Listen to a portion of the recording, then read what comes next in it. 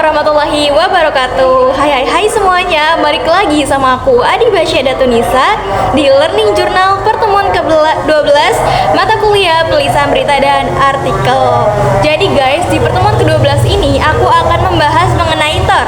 Nah teman-teman, ada yang tahu nggak apa sih arti dari TOR itu? Lalu apa saja sih hal-hal yang ada dalam pembuatan TOR itu? Nah ini di sini akan aku bahas. Nah, jadi guys, TOR merupakan sebuah acuan atau sebuah panduan dalam meliput dan menulis suatu berita. Jadi, di dalam TOR ini membahas mengenai isu apa sih yang akan kita angkat, lalu kenapa sih isu itu harus diangkat, seperti apakah isu tersebut, nah lalu siapa sih narasumbernya, nah pokoknya dan lain sebagainya. Nah, teman-teman, hal apa saja sih yang harus ada di dalam TOR? Nah, teman-teman, hal apa saja sih yang harus ada di dalam TOR? Nah, jadi nih ya, yang harus ada di dalam TOR ini yang pertama itu topik.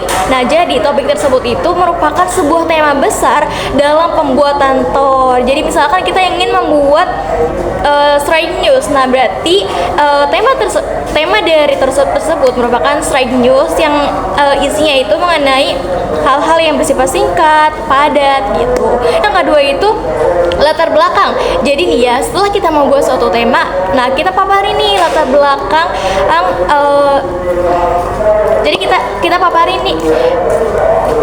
kita paparin nih latar belakang dari isu-isu atau hal-hal yang kita akan liput gitu. Jadi kita cantumkan semua tuh di latar belakang. Nah lalu selanjutnya itu kita pemilihan angle.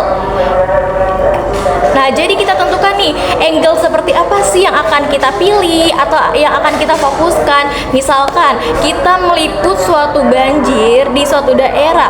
Nah, jadi kita tentukan dulu nih, kita akan fokus ke angle yang mana sih? Apakah ke bagian banjir dalamnya seberapa atau misalkan korbannya seberapa gitu. Jadi kita harus fokuskan tuh ke angle tersebut gitu, agar tidak melebar kemana-mana dalam peliputannya. Nah, lalu hal-hal yang harus ada di dalam TOR berikutnya itu adalah pembagian tugas. Nah, lalu selanjutnya adalah ada narasumber. Jadi nih ya, dalam TOR juga kita cantumkan nih siapa sih narasumber yang akan kita wawancarai nanti. Nah, jadi kita catat nih dalam TOR ini. Jadi ketika kita emang sudah turun lapangan, kita sudah tahu nih kita akan mewawancarai siapa. Nah, lalu selanjutnya itu ada daftar pertanyaan. Nah, setelah kita menentukan nih siapa yang akan kita jadikan narasumber, lalu kita nih membuat daftar pertanyaan yang akan kita ajukan kepada narasumber tersebut. Nah, lalu selanjutnya itu observasi lapangan. Nah, jadi maksud dengan observasi lapangan di sini merupakan kita menggambarkan nih suasana daerah atau tempat yang sedang kita liput gitu. Jadi kayak orang-orang yang melihat berita kita juga tahu nih bagaimana sih suasana yang ada di dalam sana gitu. Menggunakan bisa itu audio visual atau menggunakan video, gambar gitu dengan alat-alat yang memang sudah ditentukan. Nah, lalu selanjutnya adalah rancangan foto nih. Jadi kita memotret tempat kejadian tersebut atau tempat yang sedang kita liput gitu ya, untuk ditaruh di media cetak. Misalkan kalau radio berarti dalam bentuk audio, kalau koran ya berarti dalam bentuk suatu foto gitu atau gambar. Lalu selanjutnya itu ada riset data. Nah, jadi nih ya, bukan cuma kita mendapatkan suatu data dari hasil wawancara saja, tetapi juga kita membutuhkan data-data nih yang lebih mendalam, misalkan dari buku, majalah, dan lain sebagainya, agar berita atau hal-hal yang kita liput itu benar-benar fakta adanya, benar-benar datanya itu jelas. Nah, lalu selanjutnya itu tenggat waktu atau deadline.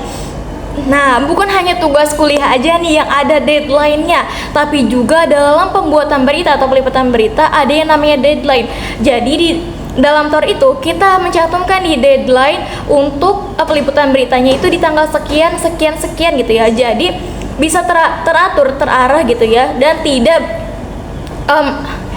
terlalu lama. Nah, selanjutnya aku akan membahas mengenai peran TOR dalam menjamin akurasi peliputan berita. Nah, jadi yang pertama itu ada menjamin fokus dan relevansi peliputan. Jadi maksudnya adalah ketika memang dalam peliputan kita sudah membuat TOR terlebih dahulu, nah itu akan memudahkan seorang jurnalis dalam meliput suatu kejadian gitu. Jadi kayak misalkan hal-halnya itu sudah tercantum dengan jelas. Jadi ketika turun lapangan, kita sudah tahu nih hal apa saja sih yang akan kita liput, hal apa saja sih yang akan kita lakukan. Nah, lalu peran selanjutnya itu meningkatkan akurasi dan informasi. Jadi nih ya, di dalam TOR kan sudah tercantum dan jelas nih ya, narasumbernya siapa gitu. Jadi dengan kejelasan tersebut nih, kita itu bisa memvalidasi data dan bisa memverifikasi data dengan benar dan jelas. Nah, peran selanjutnya yaitu efisiensi waktu dan sumber daya. Nah, jadi nih ya, dalam pembuatan TOR yang jelas dan dengan panduan yang terstruktur itu menjadikan peliputan berjalan dengan sistematis dan efisien. Nah, lalu selanjutnya ada upaya media massa dalam mengatasi hambatan-hambatan yang ada dalam peliputan dan penyusunan TOR. Nah, jadi yang pertama itu adalah sebagai tempat diskusi. Nah, jadi maksudnya adalah media massa ini bisa menjadi tempat diskusi bagi para jurnalis, lalu masyarakat, lalu para akademisi dan para pemangku kepentingan lainnya, yang dimana dalam diskusi tersebut atau semacam talk show itu, nah jadi dalam talk show tersebut itu membahas mengenai solusi apa sih yang efektif untuk dilakukan dalam mengatasi hambatan-hambatan tersebut. Nah, lalu yang kedua itu adalah sebagai penyebar informasi dan edukasi. Jadi nih ya, dalam media massa ini seorang jurnalis itu seperti membuat konten atau video yang dimana dalam konten tersebut itu berisikan mengenai apa sih arti TOR itu, lalu seperti apa sih TOR itu dibuat. Nah, seperti itu. Karena nih ya, dengan adanya konten, seorang masyarakat itu lebih mudah dalam memahami hal-hal yang diinformasikan atau dijelaskan. Nah, lalu upaya yang ketiga yaitu ada pemanfaatan teknologi. Nah, jadi nih ya, seiring berkembangnya zaman, teknologi kan semakin pesat. Jadi kita menggunakan teknologi sebagai alat untuk mengetahui hal-hal yang memang dibutuhkan oleh masyarakat. Misalkan dengan menyebarkan kuesioner, yang dimana dalam kuesioner tersebut kita sebarkan kepada masyarakat, dan masyarakat mengisi nih hal-hal yang memang masyarakat butuhkan, yang memang masyarakat belum paham. Jadi dari situ kita tahu nih hal-hal apa saja sih yang memang dibutuhkan masyarakat, hal-hal apa saja sih yang memang menjadi hambatan masyarakat, sehingga kita bisa mengupayakan suatu solusi untuk mengatasi hambatan-hambatan tersebut. Nah, kan tadi kan sudah membahas panjang lebar mengenai TOR. Nah, lalu selanjutnya kita membahas mengenai proposal. Nah, proposal apa sih? Dan apa sih bedanya proposal dengan TOR? Nah, pasti para mahasiswa-mahasiswa yang aktif di organisasi sudah tidak asing lagi nih mengenai TOR atau proposal. Jadi nih ya, secara singkatnya nih ya, proposal dan TOR ini memiliki perbedaan. Kalau misalkan proposal itu diajukan ketika belum ada uangnya. Nah, kalau misalkan TOR itu diajukan ketika ada uangnya. Nah, teman-teman, jelasnya seperti ini. Jadi, dalam proposal itu berisikan suatu dokumen yang mengacu kepada kegiatan yang akan kita laksanakan. Misalkan, seperti kita membutuhkan anggarannya berapa, kita akan mengadakan acara apa, seperti itu. Nah, kalau TOR itu berisikan suatu rangkaian kegiatan yang akan kita laksanakan. Nah, mungkin segitu aja review materi di pertemuan ke-12 dari aku, Adi Basya Datunisa. Sampai jumpa di Learning Journal selanjutnya. Wassalamualaikum warahmatullahi wabarakatuh.